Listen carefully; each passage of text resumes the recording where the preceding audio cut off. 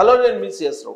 ఆంధ్రప్రదేశ్ ఎన్నికల్లో ఏం జరగబోతుంది రాబోయేటువంటి రోజుల్లో అనే దాని మీద ప్రిడిక్షన్ చేసేటువంటి వాళ్ళు అనేక మంది ఉన్నారు. అయితే వాళ్ళలో ప్రముఖంగా మనకి ప్రొఫెసర్ నాగేశ్వర్ అలాగే ప్రశాంత్ కిషోర్ కనిపిస్తున్నారు. గతంలో లగడపాటి రాజగోపాల్ కూడా కనిపించేవాళ్ళు. అప్పట్లో ఆయన్ని ఆంధ్ర ఆక్టోపస్ అనేవాళ్ళు. ఇప్పుడు తెలంగాణ ఆక్టోపస్ తెలుగు రాష్ట్రాల మీద రివ్యూ చేస్తూ ఉన్నారు ప్రొఫెసర్ నాగేశ్వర్. అలాగే భారతదేశ రాజకీయాల మీద ప్రశాంత్ కిషోర్ రివ్యూ చేస్తూ ఉన్నారు.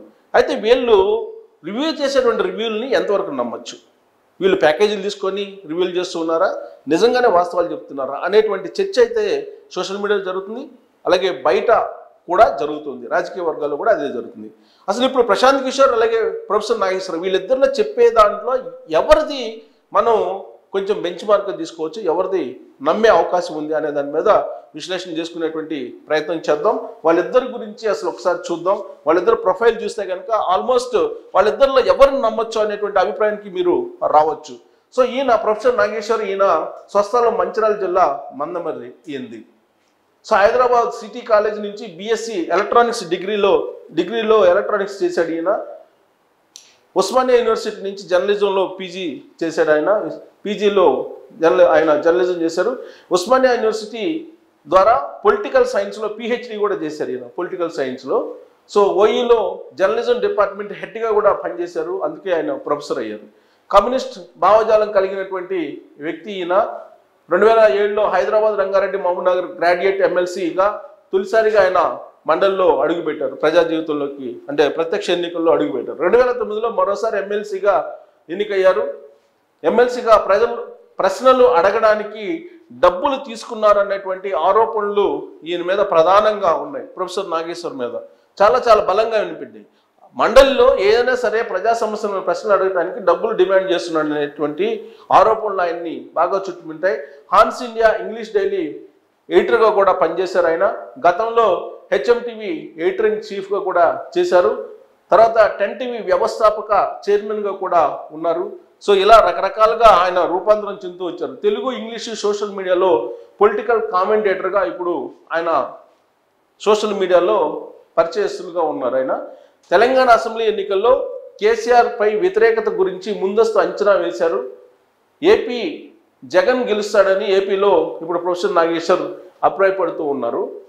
సంక్షేమ పథకాలు గట్టెక్కిస్తాయని చెప్పి ప్రొఫెసర్ నాగేశ్వర్ చేస్తున్నటువంటి విశ్లేషణ అది ప్రొఫెసర్ నాగేశ్వర్ గురించి బ్రీఫ్గా. ఎందుకంటే ప్రొఫెసర్ నాగేశ్వర్ తెలంగాణ అసెంబ్లీ ఎన్నికల్లో తొలుత కేసీఆర్ ప్రభుత్వాన్ని ఏర్పాటు చేస్తారన్నారు. తర్వాత తీరా ఎలక్షన్లు వచ్చేటప్పటికి మాట మార్చి ప్రభుత్వం మారే అవకాశం ఉందనేటువంటి విశ్లేషణ కూడా చేశారు. ఇక మనం ప్రశాంత్ కిషోర్ తీసుకున్నాం. స్వస్థలం వచ్చేసి బీహార్లోని రోహ్తాస్ జిల్లా అయింది ప్రశాంత్ కిషోర్ది. సోషల్ యాక్టివిస్ట్, పొలిటికల్ స్ట్రాటజిస్ట్ ఈయన.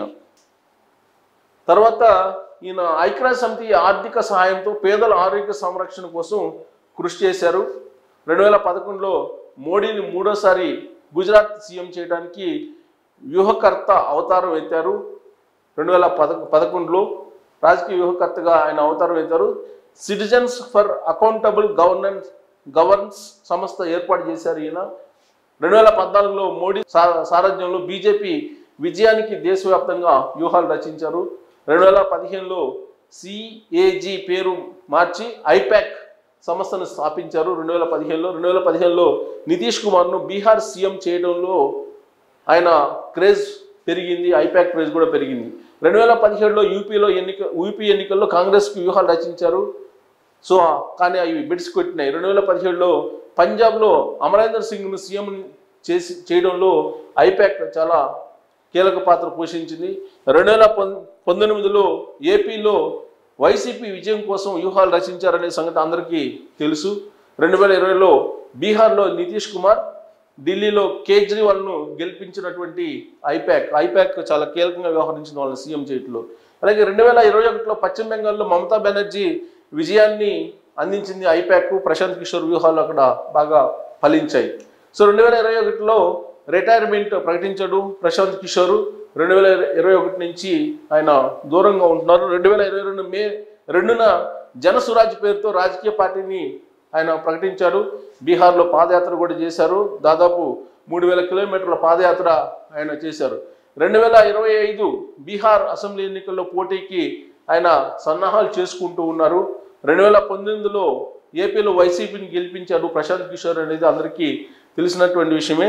2024లో వైసీపీ ఓటమి ఖాయమని చెప్పి ఇప్పుడు ఆయన స్పష్టం చేస్తున్నారు. అందుకే ఇప్పుడు ఒక న్యూస్ మేకర్గా నేషనల్ వైడ్ మిగిలిపోయారు. ప్రభుత్వ సొమ్మును పంచి పెట్టడం తప్ప జగన్ ఏమీ చెయ్యలేదు అనేటువంటి ఒక పెద్ద కామెంట్ చేశారు. అభివృద్ధిని విస్మరించడమే జగన్ కొంప ముంచబోతుందని చెప్పి పీకే ఎక్స్పెక్ట్ చేస్తూ ఉన్నారు. సో ఇది వాళ్ళకు సంబంధించినటువంటి బ్రీఫ్.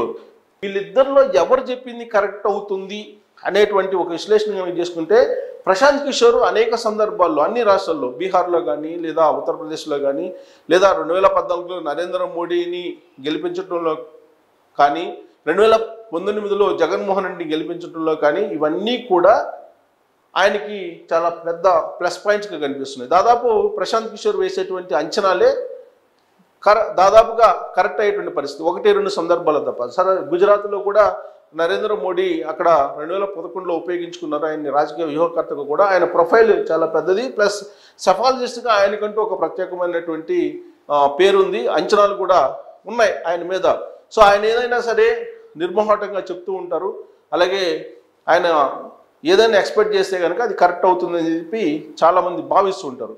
అయితే ప్రొఫెసర్ నాగేశ్వర్ మీద ఈ మధ్యకాలంలో అనేకమైనటువంటి విమర్శలు వస్తూ ఉన్నాయి. వైఎస్ఆర్ కాంగ్రెస్ పార్టీ నుంచి ఆయన ప్యాకేజ్ ఏదో భారీగా తీసుకొని ఆ పార్టీకి అనుకూలంగా విశ్లేషణలు చేస్తూ ఉన్నారు అనేది.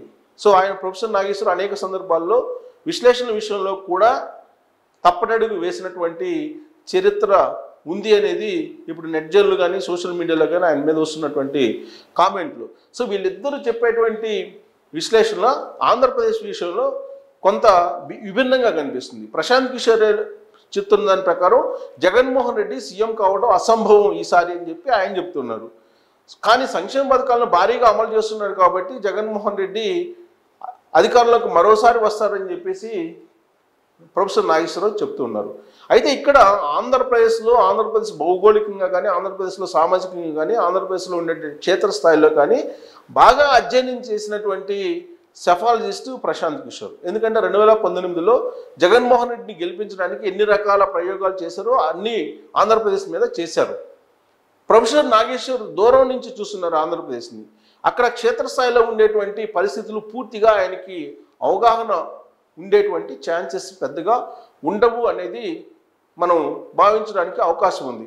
అందుకే ప్రొఫెసర్ నాగేశ్వర్ విశ్లేషణల మీద కానీ ప్రొఫెసర్ నాగేశ్వర్ మండలిలో ఆయన ఎప్పుడైతే ప్రజా సమస్యల మీద ప్రశ్నించడానికి డబ్బులు అడిగారనే ఆరోపణలు ఎదుర్కొన్నారో ఆ రోజు నుంచి ఆయన విశ్లేషణలను కానీ ఆయన చేసేటువంటి అభిప్రాయాలను కానీ చెప్పేటువంటి మాటలను కానీ వినేటువంటి పరిస్థితుల్లో సోషల్ మీడియా లేదు అనేది. తాజాగా జరిగినటువంటి తెలంగాణ అసెంబ్లీ ఎన్నికల్లో కూడా టీఆర్ఎస్ గెలుస్తుందని చెప్పి తొలి రోజుల్లో చెప్పారు. ఆ తర్వాత తీరా ఎగ్జిట్ పోల్స్ వచ్చే నాటికి మొత్తం మార్చేసి ఆయన ప్రభుత్వం మారే అవకాశం ఉందని చెప్పి ఆయన చెప్పారు. అనేక సందర్భాల్లో ఆయన చెప్పినవి కరెక్ట్ కాలేదనేది సోషల్ మీడియాలో ఆయన మీద వస్తున్నటువంటి కామెంట్స్. ఆయన మీద అనేక ఆరోపణలు కూడా ఉన్నాయి. అయితే ప్రశాంత్ కిషోర్ విషయంలో చాలా క్లియర్గా ప్రశాంత్ కిషోర్ డబ్బులు తీసుకొని రాజకీయ వ్యూహాలని అందిస్తూ ఉంటాడు రాజకీయ పార్టీలకు అనేది ఆయనకి ఓపెన్గా స్పష్టంగా ఉంది.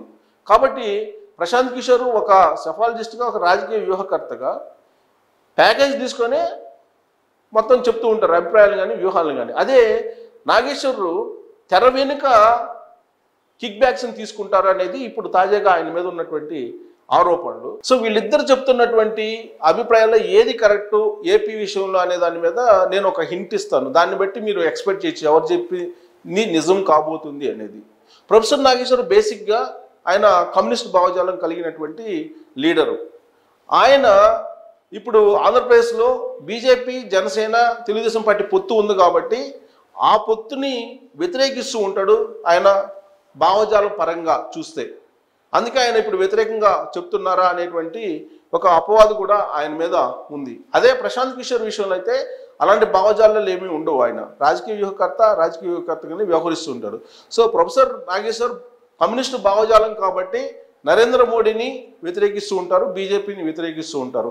ఆ యాంగిల్లో చూస్తూ మరోసారి జగన్మోహన్ రెడ్డి అధికారంలోకి వచ్చే అవకాశం ఉందని చెప్పి ప్రొఫెసర్ నాగేశ్వర్ చెప్తున్నారా విశ్లేషణలు అనే దాని మీద కొన్ని భిన్నాభిప్రాయాలు కూడా ఉన్నాయి. ఆయన మీద కొన్ని అనుమానాలు, ఆయన విశ్లేషణల మీద కూడా రకరకాల అపోహలు ఉన్నాయి. సో కాబట్టి చూడాలి ఏం జరుగుతుందని. ఇప్పుడు తాజాగా ఏపీ మీద వాళ్ళు విభిన్నంగా చెప్తున్నారు కాబట్టి వాళ్ళిద్దరు చెప్పిన దాంట్లో ఏది కరెక్ట్ అయ్యేటువంటి అవకాశం ఉందనే దాని మీద మీరు కూడా ట్రోల్స్ చేసి మీ అభిప్రాయాన్ని తెలియజేయచ్చు. Thank you very much.